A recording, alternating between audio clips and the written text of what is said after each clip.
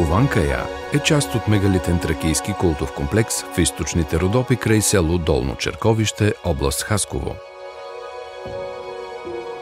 Кованкая, или в превод скалата Кошер, се нарича така, тъй като е може би най-големият комплекс с скални ниши, надвишаващи 100 броя.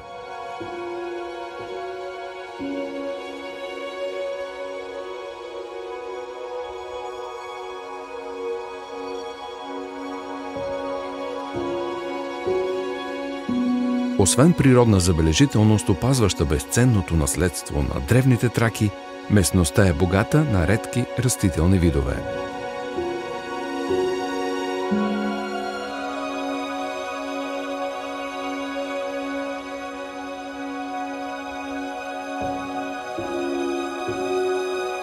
Въпреки загадъчността на тези скални ниши, тяхната ориентация юг-югоизток дава основание да се смята, че те са служили за ритуални цели на древните ни предци.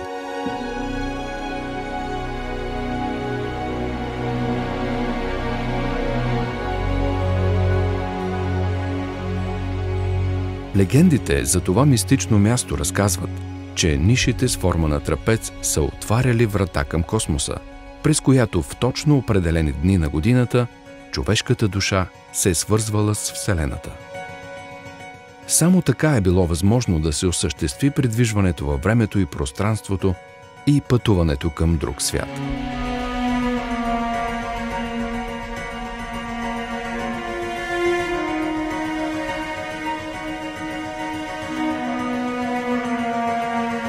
Различни геофизични анализи показват, че около родопските скални светилища на траките има множество енергийни полета.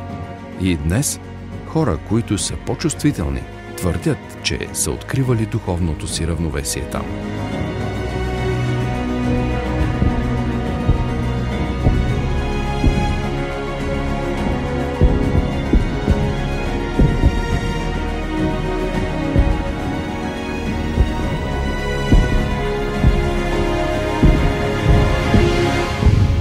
Кованкая пази и още една тайна – зашеметяваща гледка към красивите меандри на Арда. Красивият пролом, образуван от 180 градусовия завой на реката, се намира между Маджарово и Бориславци и е сред фотографските обекти в страната. От меандрите на Арда той е най-лесно достъпният и се вижда от самото шосе, което се вие между пясъчния му бряг и надвесените над коритото скални образования.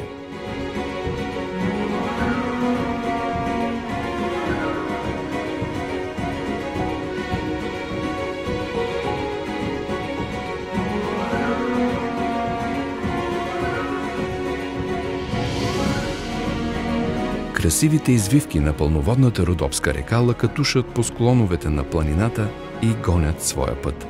Във водите на Арда щъкат костенурки и водни кончета, а скалите на речната извивка са обитавани от черни щъркели и единствената в България колония от белоглави лешояди. Реката се извива плавно и водата се скрива зад всеки следващ завой на Арда, около скали и хълмове. Гледката към меандъра е завладяваща.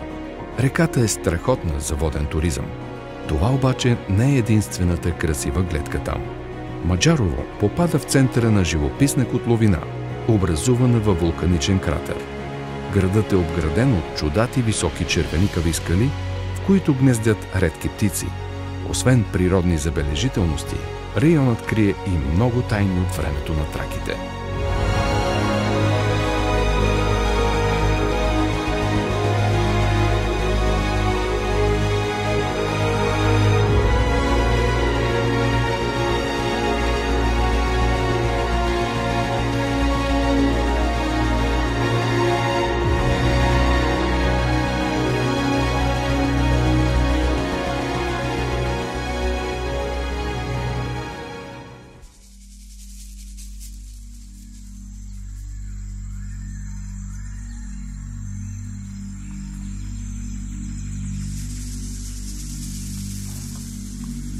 Глухите камъни са сред най-големите скално-култови комплекси в източните Родопи. Намират се в община Любимец, недалеч от село Лозен. До тях се стига по 2-3 км черен път.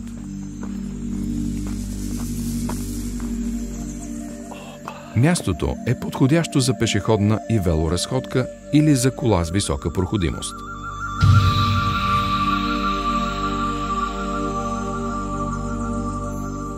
Светилището е разположено върху 4 скални масива, разделени от дълбоки проломи. Намира се в най-високите части на източно-родопския рид гората, при надморска височина между 500 и 560 метра. Името на мястото, Глухите камъни, се свързва с факта, че там няма ехо.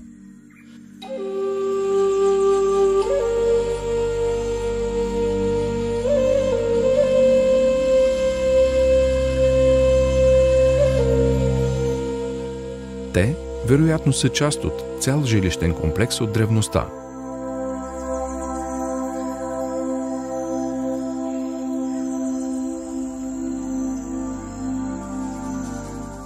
Почти всички скални масиви в околността са маркирани с трапецовидни ниши.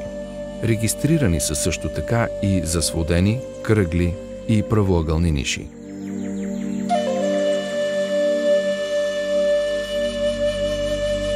В подножието на най-западния скален блок са издълбани 2 килии, чието датиране и предназначение е обект на догадки.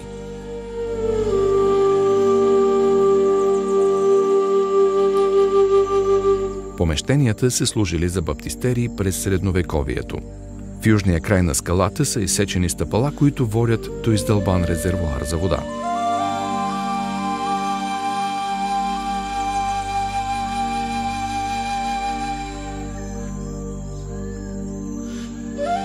На площадка са открити основите на църква от 5-6 век. Вероятно, тя е изградена върху езическо светилище. Южно от скалите са открити основите на различни сгради, които вероятно са имали представителен вид, както и останки от крепостна стена. От артефактите интерес представляват съдове, служили за преливане на течности, мраморна плочка с изобразен на нея символ, както и монети, една от които е от елинския град Абдера, намирал се при устието на река Места.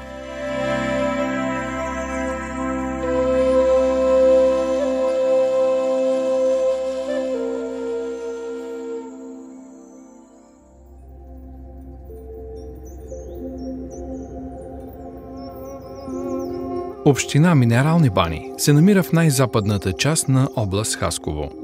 Територията на община Минерални бани се характеризира с леко хълмист релеф, като се редуват ниски хълмове и равнинни площи. Най-високият връх на територията на общината е връх Аида с 859 метра височина. За общината е характерен смекчен континентален климат с мека зима, сравнително хладна пролет и горещо лято. Есента е топла и продължителна.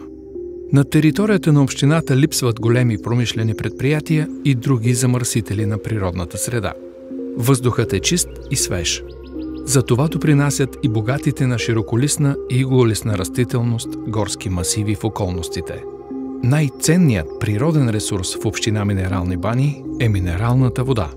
Тя блика от 14 извора с температура между 54,1 и 59,2 градуса по Целзий. Общият дебит на изворите е над 1500 литра на минута.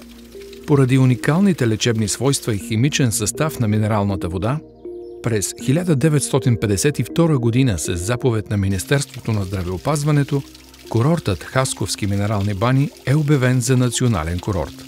Той е профилиран най-вече за лечение на облитериращи заболявания на периферните артерии, заболявания на периферната нервна система и на опорно-двигателния апарат.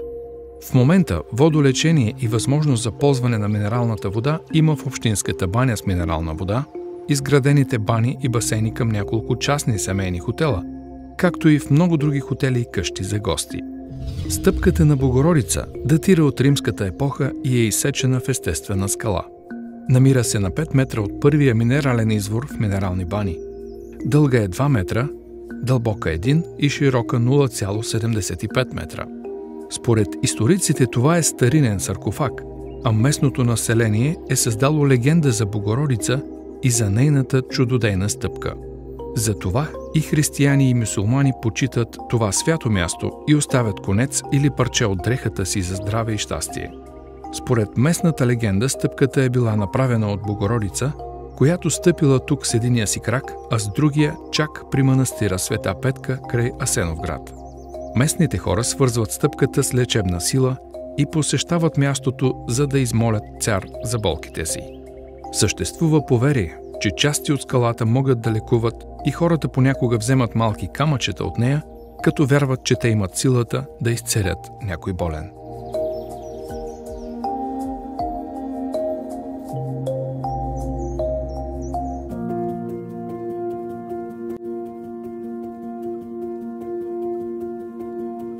Защитената територия Боаза е официалното наименование на дефилето на река Банска между селата Гарваново и Татарево, област Хасково. Река Банска извира западно от връх Софиджик в източните Родопи и се влива в река Марица близо до Димитровград. Тя е богата на риба, кефал, мряна, оклей, каракуда, скобар и морунаш. До самата местност Боаза се достига през село Гарваново. Най-живописният маршрут е непосредствено по коритото на река Банска. При хубаво време за 15 минути ходене сред дефилето се достига до скалните образования.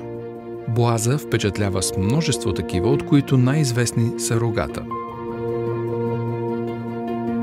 Те имат вулканичен произход и са ефузивни скали, застинали върху земната повърхност. По тази част на река Банска има и малък водопад. Боаза е известна като златодайна зона. Има легенда, че мелницата на бащата на Ангел Войвода е била именно там. На зале слънце скалните образования наподобяват човешки фигури, а гледката е впечатляваща и си струва човек да я види.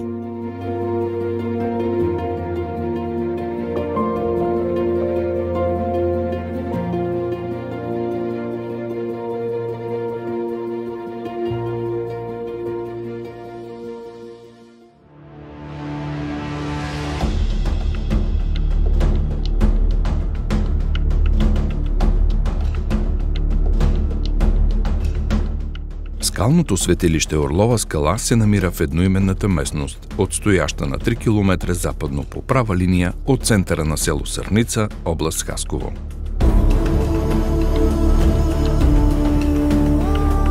До него се стига по живописен път, криволичещ през Букова гора с дължина 4,5 км.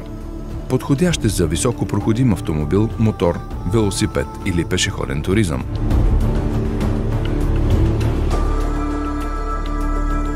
Това е скален феномен, наподобяващ средновековен замък с здрави кули. Два скални откоса между скалите, Дуган Кая или Орлови скали, естествено защитават пространство от около 1,5 декара, допълнително преградено от крепостна стена от оломен камък без пойка.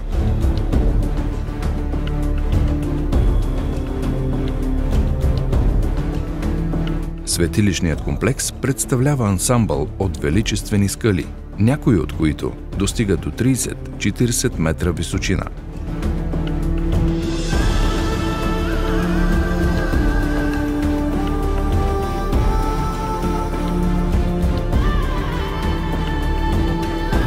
Характерните за подобни обекти в района на източни Родопи култови ниши и форми, наподобяващи човешки фигури и животни, са упоменати в редица издания още през 70-те и 80-те години на 20 век.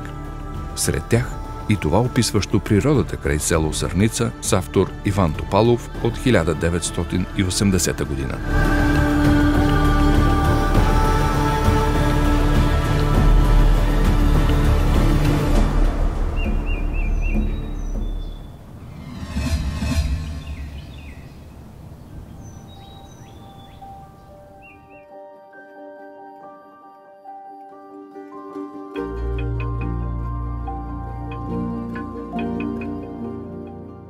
Природният феномен каменните гъби, известен още като скални гъби, е разположен на около 1 км северно от село Бели пласт, до самия път между Хасково и Кърджали. Местните го наричат Мантар-Кая. Скалните образования с формата на гъби са изваяни в риолитови вулканични туфи. Розовият цвят се дължи на минерала клоиноптилолит, а сините и червените петна са от манганови конкреции. Зеленикавата багра пък идва от минерала селадонит. Самите скали са високи до 2,5-3 метра. В защитената местност могат да се наблюдават интересни видове птици – орел-змияр, египетски лешоят, червенокръста лястовица, испанско и обикновено каменарче. Според преданието, въглищарят Радуил имал 4 дъщери. Един ден те тръгнали за вода, но били подгонени от орда нашественици. Девойките изплашили коня на водача, който паднал на земята и бил разкъсан от момичетата. 4 били застигнати от приятеля на загиналия Омур. Той замахнал с ятагана и отсякал главата на първата от тях. Но, щом докоснала земята, тя се превърнала мигом в каменна гъба. Замахнал и покусил и другите 2 сестри, но се повторило същото. Изплашил се Омур, слязал от коня, но преди да убие последното девойче, главата й сама се превърнала в камък. Ужасен, той скочил на коня и понечел да бяга, но при първата крачка се превърнал в черна скала. Хората и днес наричат самотната канара в близост до гъбите Каратепе или Черен хълм.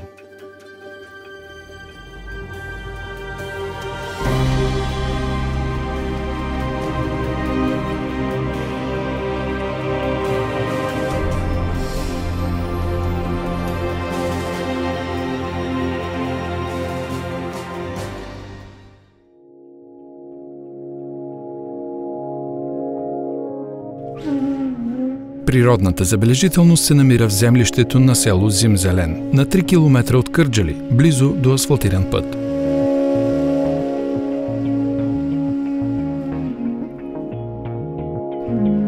Изключително красива група от множество каменни пирамиди, напомняща сватбено шествие.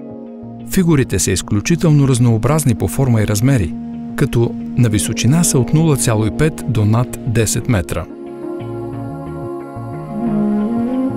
Образованията са вулканични туфи с риолитов състав, чиято възраст е около 35 милиона години. През Олигоцена днешните източни Родопи са били дъно на море. В резултат на чести експлозивни изригвания на морското дъно се образували дебели пластове вулканична пепел, примесена с различни късове от разрушаващите се по брега скали. Утайките се оплътнявали бавно и се превръщали в пластове от туфи, в които сега е оформена каменната сватба. От съдържанието на различни минерали в тях, скалите са се обагрили в различни цветове – бял, жълт, розов, зелен, ръждиво-червен. Сред тях има и прослойки от други скали – варовици, конгломерати и други. Различният минерален състав на скалите определя тяхната здравина, а това е важно условие за моделирането на фантастичните фигури на пирамидите. Посещението им не представлява никаква трудност през който и да било сезон. Народната фантазия е оприличила тази прекрасна природна композиция като сватбено шествие и го е свързала във вълнуваща легенда, в която доброто побеждава злото. Млад хубав момък се влюбил в девойка от съседното село и залинял от любовна мъка. Бащата разбрал сина си и откупил хубавицата с пълен таз жълтици. Вдигнала се голяма сватба. Задумкали тъпани, писнали зурни. Взели момата от съседното село и тръгнали за Зимзелен. Отпред, качена на муле, нагиздена вървяла булката с закрито лице. До нея вървял свекърът, а най-отзад щастливият жених. След като минали малката рекичка, която се намира пред село Зимзелен, духнал вятър и открил лицето на булката.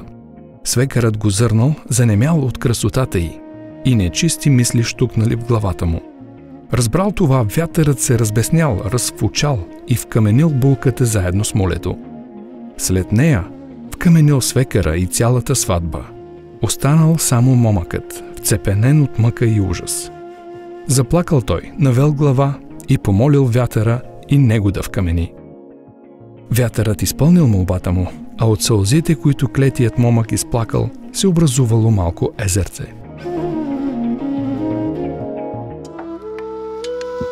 В Каменената гора, село Равен, община Момчилград.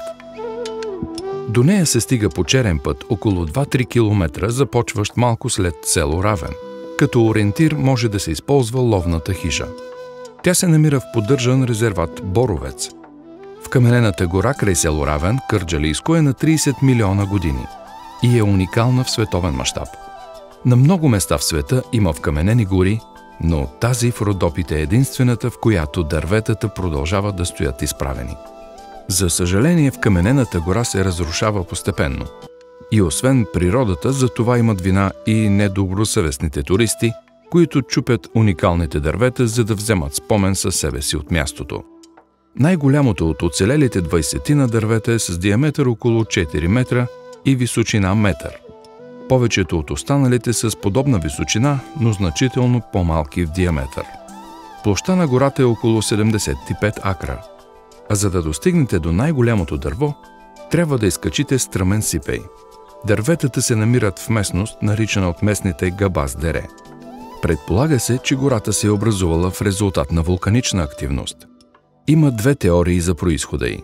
Според по-популярната, дърветата са част от изчезнала преди милиони години гора, която се е намирала на брега на древно море. При вулканично изригване високата температура овъглила дърветата. Впоследствие през обгорените дънери преминавала вода, която носела със себе си кремъчно вещество. То запълнило кухините и в резултат се получили каменните дървета, които и днес имаме шанса да видим край село Равен. Според друга теория, гората не е образувана от истински дървета, а от седиментни скали. Гората е уникална за България и е обект на международен научен интерес. Сега тя е част от екопътека по проект на община Момчилград с финансовото съдействие на местна инициативна група. Маршрутът е с дължина около 9 км и включва 4 от най-атрактивните културно-исторически обекти в района. Ако преди 32 милиона години е имало интернет, източните Родопи щяха да бъдат представени като Карибите, с тропически климат, топло и синьо море с много острови с буйна растителност. Далече назад във времето тази територия е била дъно на солено море, а на един от островите е растяла днешната вкаменена гора, сподели ботаникът Лидия Кирилова от Историческия музей в Кърджали.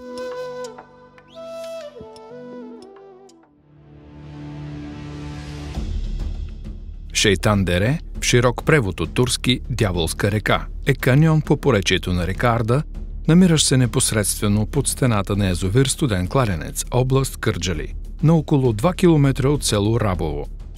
Оформилият се пролом е увенчан с стръмните скали, застинали застрашително над каньона, съставен от призматично напукан латинов поток, който е от вулканичен произход и е резултат от застиналата на това място лава от северната периферия на близкия отдавна угаснал вулкан Свети Илия. От другата страна на язовир Студен кладенец е съществувал и друг вулкан, наречен Студен кладенец. Водите на река Арда през вековете са отнесли различните седименти и по-рехави скали, но здраво споените изключително твърди скали на каньона по-трудно се подават на водната ерозия. В резултат на активната вулканична дейност са се образували кратери, които по-късно били частично оформени и издълбани от течащата вода. В района се формирали големи минерални жили, кварцови и халцедонови образования. Река Арда е издълбана така наречените абразивни кладенци в скалното легло на каньона, които местните жители наричат шарапани. Според геолозите, тези своеобразни котли са образувани от малките въртопи от вода и малки камъчета през периодите на пълноводие. Попадайки във вече издълбаните вдлъбнатини, образувани в по-мека част на скалите, бързата водна маса започва да завихря малките камъчета, а те от своя страна с острите си ръбове продължавали да дълбаят меката скала и така се образуват така наречените шарапани. Големината на кладенците е различна.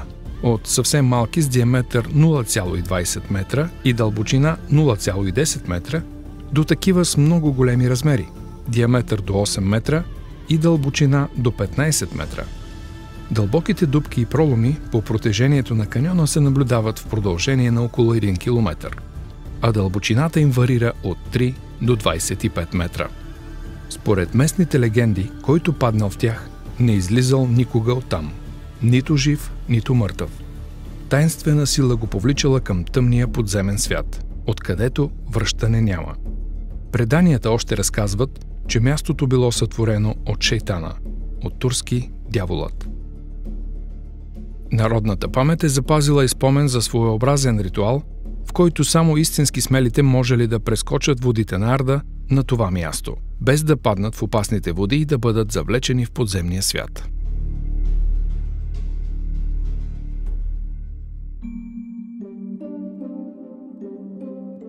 Меандрите на река Арда. Родопите са приказна планина, толкова необятна и пропита с много история и красота. Природата е величествена, с гъстите си гори, непроходими на места пътечки и множеството животни намерили дом там. Едно от местата, които са толкова близо до нас, а всъщност далече, това са меандрите на река Арда. Тя е най-голямата река в Родопите. Тези величествени извивки, които реката прави по своя път и карат дъха ни да спре, са пръснати из няколко села. Меандърът – село Сухово.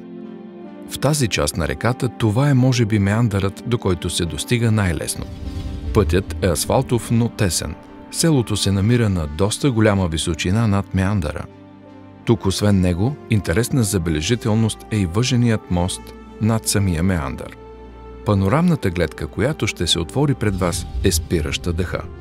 Спокойна и някак безкрайна.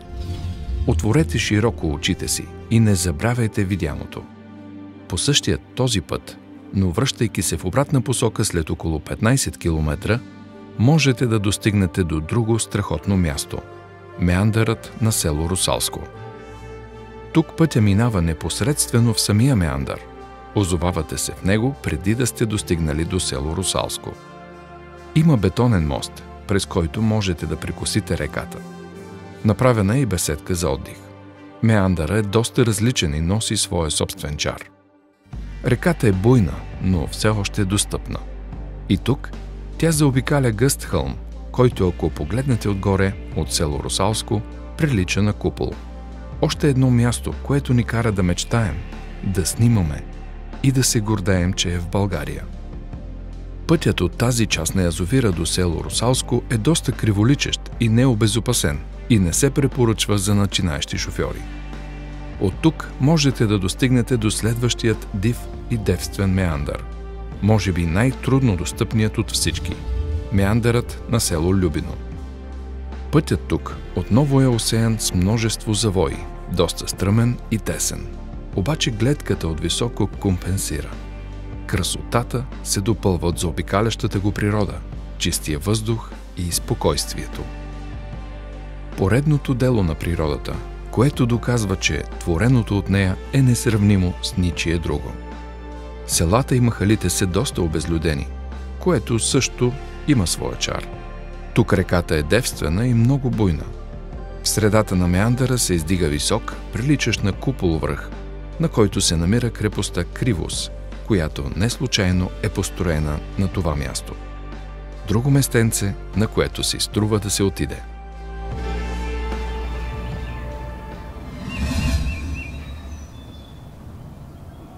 Чудните мостове или скалните мостове са скален феномен, разположен в карстовата долина на река Еркюприя, в западните Родопи на 1450 метра надморска височина в подножието на връх Голям Персенг.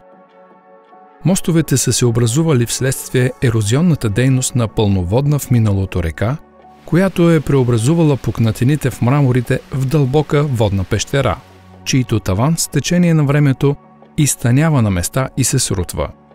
Предполага се, че отломките от срутването са били отнесени в последствие от водите на реката. В резултат на това са останали двата известни мраморни моста. Големият е широк около 15 метра в по-широките части, а дължината му е почти 100 метра. Състои се от 3 арки, като най-голямата е с височина 45 метра и широчина 40 метра. Малкият мост е на 200 метра от големия по течението на реката. Непроходим, дълъг 60 метра, с обща височина 50 метра, а само на арката 30 метра.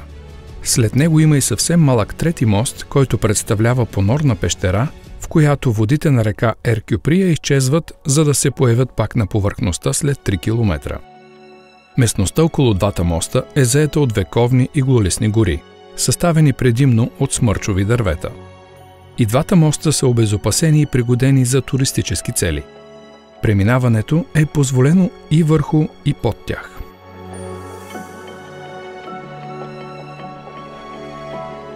В регистъра на защитените територии и защитените зони в България, чудните мостове Ер-Кюприя е защитена територия от категория природна забележителност и те са сред 100 национални туристически обекта.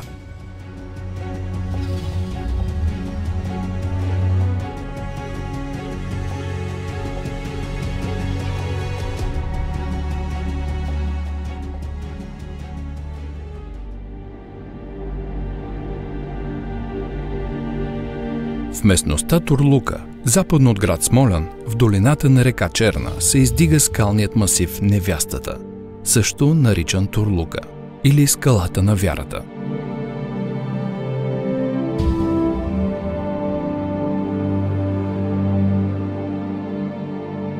До нея може да се стигне по лесно проходима екопътека, дълга около километър.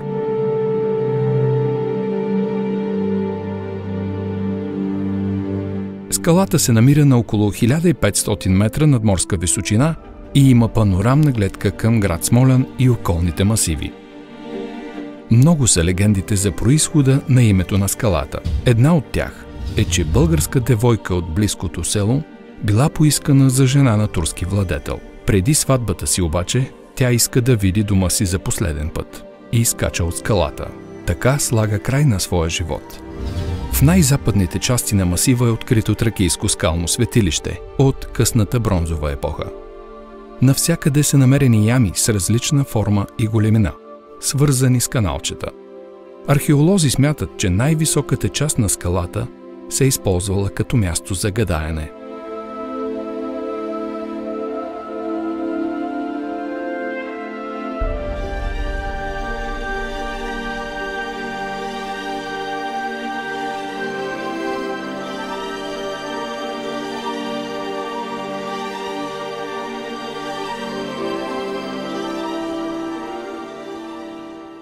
Екопътека Строилица – Калето – Лъката. Екопътеката започва от местността Строилица, известна с терапевтичните си басейни с топла минерална вода, и се вие край живописните меандри на река Девинска. Нейното поречие е защитена местност. В нея е забранено паленето на огън, освен на определените за това места, голата сеч и разселването на местни растителни и животински видове. В тази част на реката има зона за платен риболов на балканска пастърва. Метода на риболова е хвани-пусни, като могат да се задържат до 10 броя стандартни риби. С приходите от риболовния туризъм се покриват част от разходите за поддържането на екопътеката, която на места е изградена от висящи мостове, както и за почистване на отпадъците, оставени от туристите. Изградените на места метални мостчета дават възможност да се върви край реката. Гледките, които се разкриват, са неописуеми. Подходяща е за разходки и през 4-те сезона. Ежегодно стопанството зарибява реката с балканска пастърва. По поречието са запазени местообитания на видрата, дивата коза, мечки, вълци, голямо разнообразие от змии и земноводни, смок, пепелянка, усойница, слепок, тритон и други. По скалите наоколо растат голямо разнообразие от билки и цветя, като родопския силивряк, родопската горска майка, вълнестата камбанка, снежното кокиче и други. Безбройните водни падове създават приятна обстановка за пикник. Изградени са кътове за отдих край реката. От основната пътека вдясно се отклонява друга по-кратка екопътека, която води до красивия водопад Самодивско пръскало. Водопадът е изключително красив и си заслужава да се отклоните. Пътят до него е около 500 метра и отнема около 15-20 минути. Водопадът е не винаги пълноводен, но когато е изпълнен с вода, гледката е невероятна. Общата дължина на основната екопътека Строилица Калето Лъката е около 4 км. Нетрениран турист изминава средно за около 2-3 часа в двете посоки. Пътеката води до местността Лъката. Оттам можете да се отклоните вляво и след още 400 метра да се озовете на друга красива забележителност – Мечешкият водопад. Името му идва от това, че често местните са виждали мечки да се къпят в красиво оформените му скални вани. Водопада е с дължина 40 метра и оформя сравнително дълбок вир. Зимата и при ниски температури той е покрит с лед.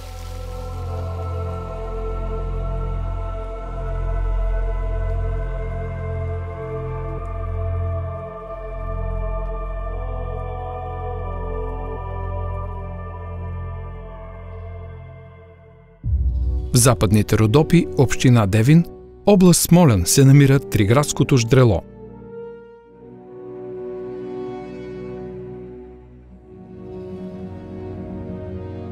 То е пролом на Триградската река с дължина около 7 км, като същинската част е 2-3 км,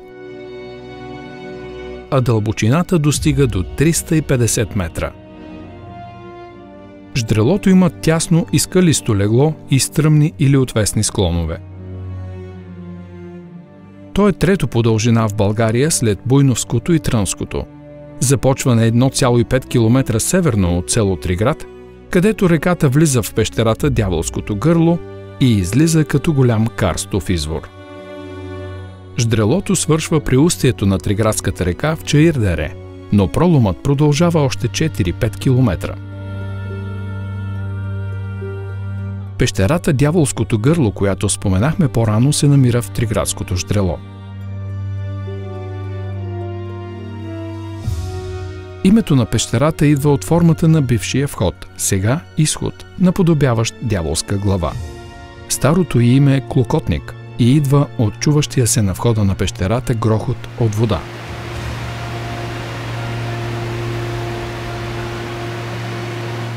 Другата теория за произхода на името на пещерата е, че много деца са губили живота си в нея. Дяволското гърло е пропастна пещера, която е формирана вследствие на пропадането на земните пластове. Основната й част е заета от голяма зала, в която се намира най-високият подземен водопад на Балканския полуостров. Пещерата се е получила от река, падаща под земята от 42 метра височина, образувайки огромна зала, наречена Бучащата зала. Дължината й е 110 метра, ширината 40 метра, а височината й достига до 35 метра. Това е втората по големина зала в българските пещери. В нея може да се побере, например, катедралата Свети Александър Невски. В пещерата се влиза през изкуствена галерия с дължина 150 метра, през която се достига до основата на водното течение. Тук зимува най-голямата на Балканите колония дългокрил и дългопръст прилеп. Те са включени в световния червен списък.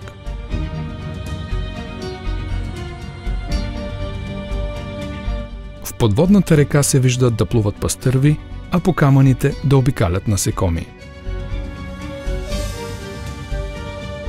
От тук 301 стъпала нагоре ви извеждат покрай подземния водопад през стария вход до повърхността. Наблизо 400 метра от входа на Дяволското гърло, водите на подземно течащата река се губят в сифон галерия. Дължината на сифона е повече от 150 метра, а след него по 60-метрова галерия подземната река напуска пещерата и излиза отново на повърхността.